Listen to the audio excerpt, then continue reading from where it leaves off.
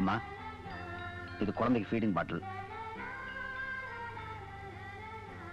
இது பால் பவுடர், மற்றபடி எல்லாமே வாங்கிட்டு வந்திருக்கேன். இனிமே குழந்தைக்கு எது தேவையோ அதை நீங்க தாராளமா என்கிட்ட கேட்கலாம், வாங்கி தர்றேன். குழந்தை உடம்பெல்லாம் கொசுக்கடினால தடிப்பு தடிப்பா இருக்கு. இனிமே யாரா இருந்தாலும் குழந்தை அந்த தொட்டில போட்டு இந்த கொசு வரையால மூட சொல்லுங்க.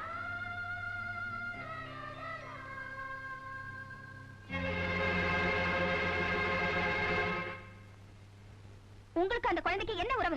நீங்க எதுக்காக இவ்வளவு செலவழிச்சு இதெல்லாம் வாங்கிட்டு வந்திருக்கீங்க? வெட்டிங் டே அன்னைக்கு ஊர் பேர் தெரியாத அநாத குழந்தைங்களுக்கு ஸ்வீட் வாங்கி கொடுத்தவனா, நம்ம வீட்டுல இருக்கிற சொந்தக்கார குழந்தைக்கு இதெல்லாம் வாங்கி கொடுக்கறதுல என்ன தப்பு? சொந்தக்கார குழந்தைங்கிறீங்களே, என்ன சொந்தம்? அது எனக்கு தெரிஞ்சாகணும். தெரிஞ்சுக்கலாமே.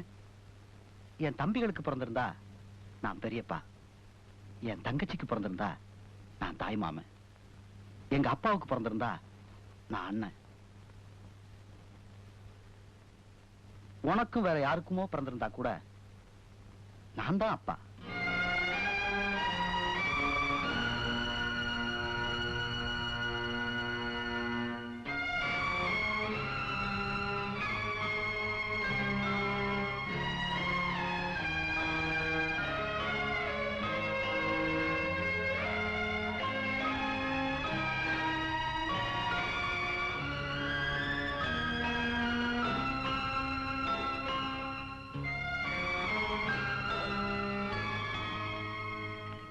சம்பந்தி, சம்பந்தி, குழந்தைக்கு அப்பா யாரும் தெரிஞ்சிருச்சா?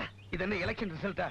5 நிமிஷத்துக்கு ஒரு தடவை ஒரு முடிவு தெரியறதுக்கு கோவமா இருக்கீங்க போல இருக்கு. இல்லையே, ரொம்ப சந்தோஷமா இருக்கேன். மனசு ரொம்ப நிறைஞ்சு போச்சு.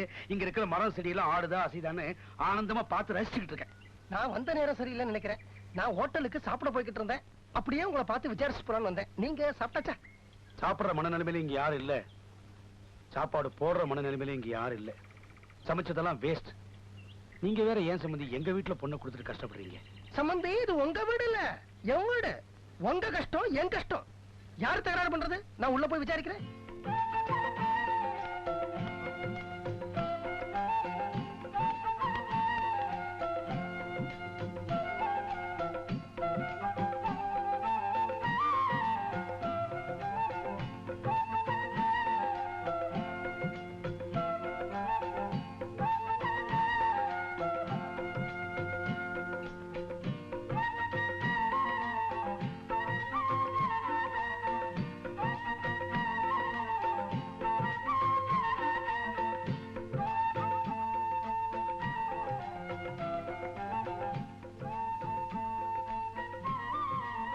யா அல்லாஹ், ஊர்ல இருக்கிற எல்லா கடவுள்களும் என்ன மன்னிக்கணும், முக்கியமா தாய்மார்களை என்ன மன்னிக்கணும்.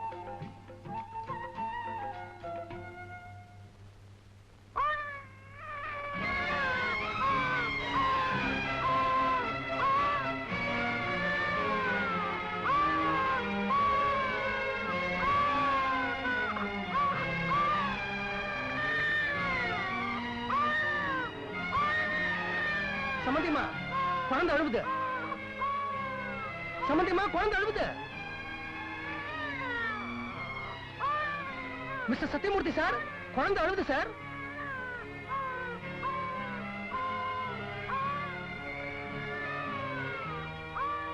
வசந்தா, குழந்தை அழுவுதுப்பா.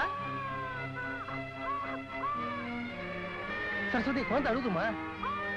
மாப்பிள, குழந்தை அழுவுது. அம்மா உமா, குழந்தை அழுவுதுமா. சம்பந்தி, குழந்தை அழுவுது. இந்த வீட்டுல யாருக்குமே நெஞ்சில ஈரம் இல்லையா?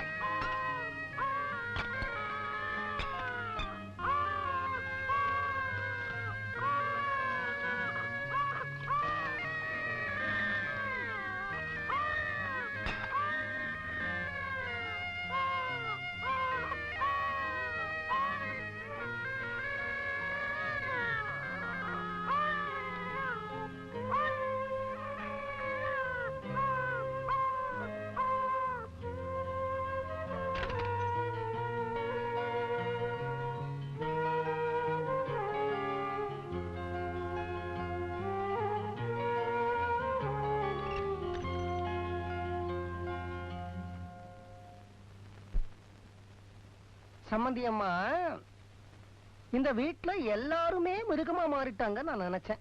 நல்ல வேளை நீங்க இன்னும் மாறல.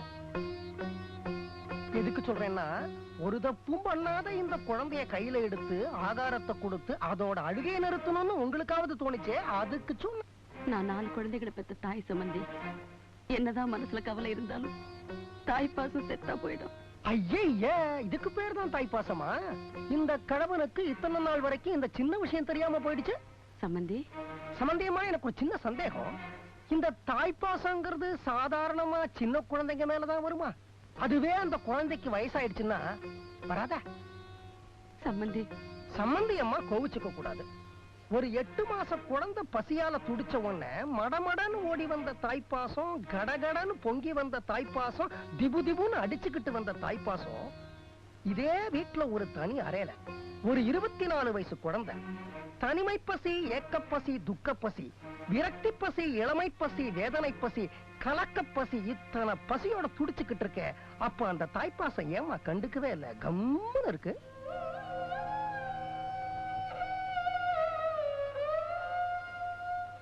ஐயோ, இந்த வயசுல இந்த கணவனுக்கு வரக்கூடிய ஒரே பசி வயத்து பசி வந்துடுச்சு. ஹோட்டல் மூடுற சமயம் நான் கிளம்புறேன். தாயே பாசம் காட்டாத இந்த உலகத்துல ஹோட்டல் காரனா பாசத்தை கட்ட போறான்.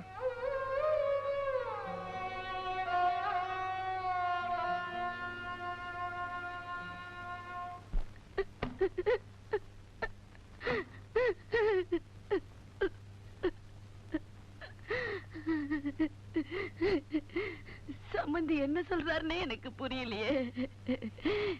என் பொண்ணை நான் படிக்க வைக்கலையா?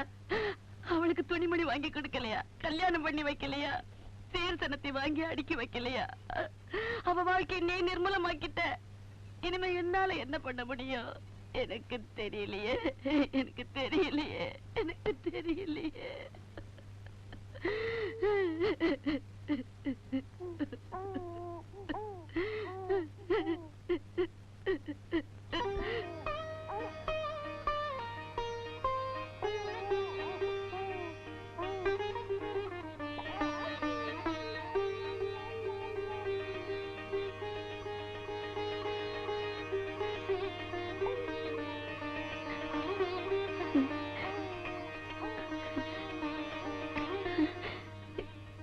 இந்த குழந்தைதான் இனிமே என் பொண்ணோட வாழ்க்கைக்கு ஆதாரங்கிறியா? அதனாலதான் இதை இந்த வீட்டுக்கு அனுப்பி வச்சிருக்கியா? சரி, இதை என் பொண்ணுகிட்டே ஒப்படைச்சிடுறேன்.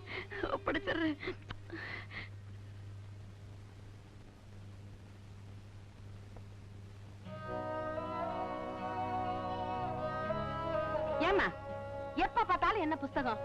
குழந்தை அழுகுத காதல விழுகுது இல்ல? இந்த வீட்டுல 4 பொம்பளைங்க இருக்கும்னு பேரு. நானே சமைக்கணும், நானே எல்லா வேலையும் செய்யணும், நானே குழந்தையும் பாத்துக்கணுமா?